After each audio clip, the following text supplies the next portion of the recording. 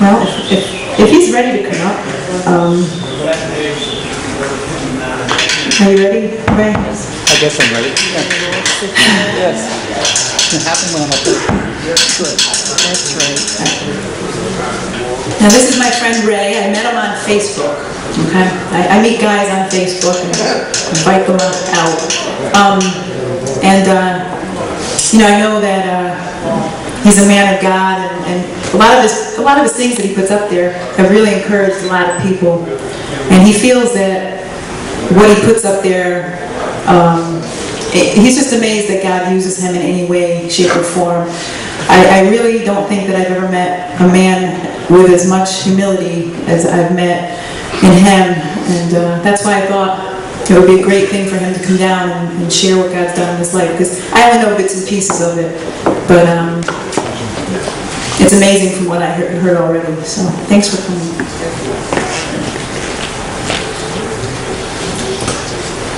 If I were to be sharing everything what God has done, I'd probably be here for hours tonight. So I'm going to give it the short version of what's happened from my life. I grew up as a young boy in Cohoes, not too far from here, and I was very shy, quiet. I'd be the kid in class that would be the one that would be made fun of, mocked. There were many times when I was beaten because I was so quiet. I was always had a level of intelligence that others criticized. I was viewed as different because I wasn't like the others within the class. So I grew up being, like I said, ridiculed, put down, and the self-image I had was very poor. And as I grew older, my self-image did not improve. I ended up getting, I'm not even sure how much I should share, but I'm going to do is what I feel the Lord wants me to share with you guys tonight.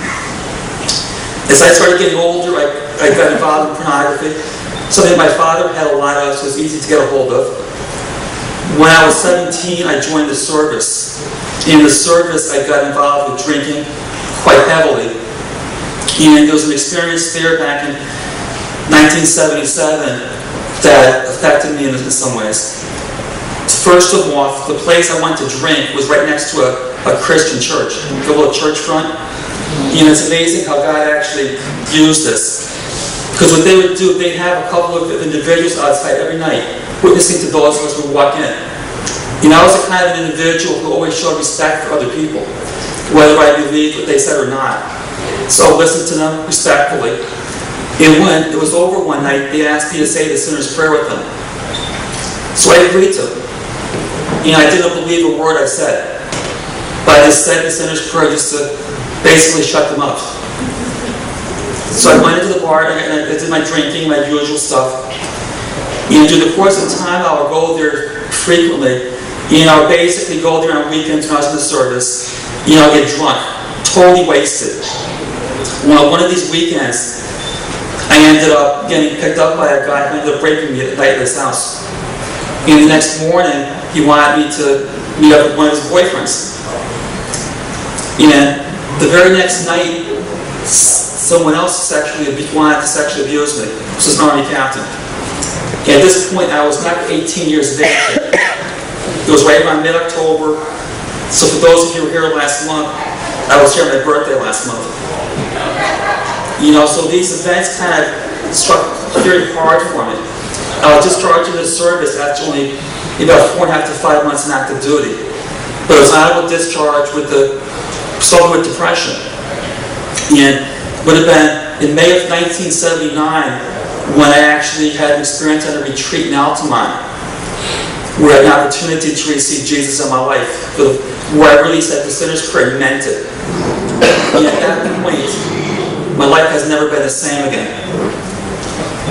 It would be easy for me to say right now that everything's been perfect for the last 31 years, but it has not been perfect.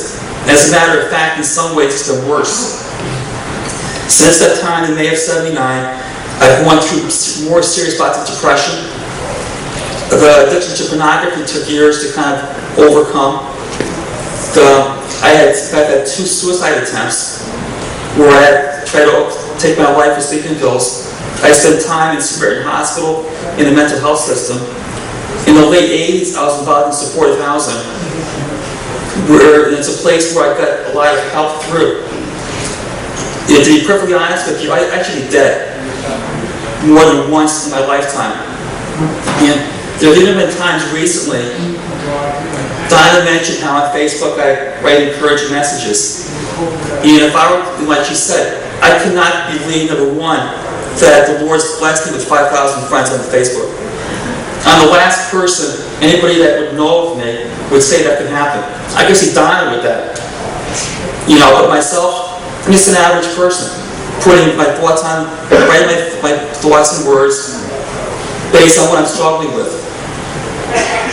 And to be perfectly honest with you, today was a difficult day for me. You know, I even spent some time here today before I came here wondering if I was going to come. You know, I even spent some time and I actually prayed out to the Lord. I actually cried. You know, I said, Lord, I'm tired of struggling. I'm tired of feeling like my life is not going to be able to amount to anything. Because there are times I feel like my life is not worth anything. Then I hear someone like Donna tell me what I share with her has encouraged her. I have friends from Florida, from Pakistan, from all over the world that's telling me the things I put on Facebook are encouraging them. Many years ago, you know, like I said, I don't want to do anything to kind of lift myself up and say anything good about me. Because whatever is happening is through God working through my life. I remember when I was the first weekend back in May of '79, I actually got home from the prayer retreat. And I was in my bedroom and I said, Lord, here I am, I'm only 19 years of age. I have no responsibilities, nothing. So I said to him, Lord, I want you to use me, whatever purpose you want to use me in. I didn't care. I didn't care what that purpose was. And I even asked him to do whatever he needed to within my life to create me into the way that I can be used for him. And I didn't want to walk this in his permissive will, but into his perfect will. And there have been times recently I've asked God, why have I struggled? Why have I been at the point where I felt like I wanted to just give up entirely? And what he said to me was, Ray, what I've done is the answer to your prayer. Because what he's teaching me is something that I know for everyone is all about. That it's not about giving glory to themselves. They would care less if they're glorified or brought to a certain place. The purpose is to glorify God. And if anything is happening through my life or through a testimony I share, the one thing I want to tell everybody is that it's only through Jesus Christ and what He has done that I can do anything. The fact that I can stand in front of a microphone here to say anything to me is a testimony to what God can do. And to explain that a little bit, when I was in high school, I was always fairly intelligent. Yeah, I've always had a gift of writing. But what would happen is a lot of times in high school we were being asked to do a report in front of the class. So I read my report, and it was always an excellent written word. But this one time I refused, I didn't want to write it. So they gave me a failing grade for public speaking, an A+ for writing, so I got a C for the grade. My problem was I was terrified to speak in public. So for the fact that I'm standing here in front of you, and I'm feeling very comfortable doing this, is one testimony of what God has done in my life. The fact that I'm standing here, you know, it's funny. There was a point today where I just wanted to give up. You know, I'm being perfectly honest, and Donna can testify to that. I even shared some of that on Facebook with her. But I can tell you honestly, that from the moment that I acknowledged that Jesus was my Lord and Savior, and I knew that God was my Father, He has never left me or forsaken me. No matter what I've done, no matter what mistakes I've made, no matter anything that has come into my life, whether it be financially, relationship-wise, no matter how bad my circumstances have appeared, He has never let me get to the point where I was going to be able to give up on life. Even the times where I took the sleeping pills. And I remember one time very clearly, I was at Samaritan Hospital in the ER, and they were pumping my stomach. I could have died then. But God said, Ray, I'm not going to let you die. I have saved you for a purpose. It's not for what you're going to do for me, it's because I love you. And I believe that what God is doing right now is He's saying to me, yeah, Ray, I'm going to use you. But that's not why I've saved you.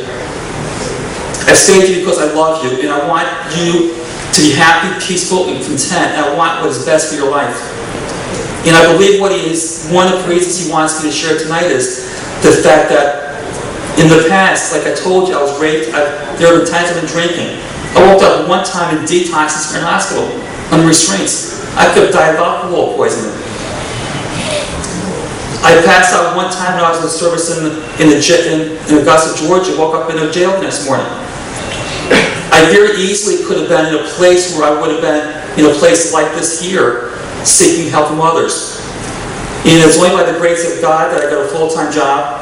I have a daughter of 17 years of age who I love dearly. I'm in a place where I can support myself. It's all God. And I know that anybody here that's feeling like they're hopeless or lost, if God can get me through it, I can get you through it too. Amen. Yes. I just want to encourage anybody here who wants to have a better life, just look to Jesus for that. It doesn't matter how bad or down your situation looks, Jesus is there to take you. It may be a hard journey, there may be sacrifices to be done, but Jesus can carry you through it. And I'm very grateful right now for friends who's brought into my life, and Donna is one of them. I could share a lot longer, but I know the time is a constraint here. But I just want to say that for everything else, all the glory to whatever's happened in life goes to God. I'd be willing to share with anybody any details that I've been able to kind of go into here tonight. I thank you for allowing me to share. Thank you.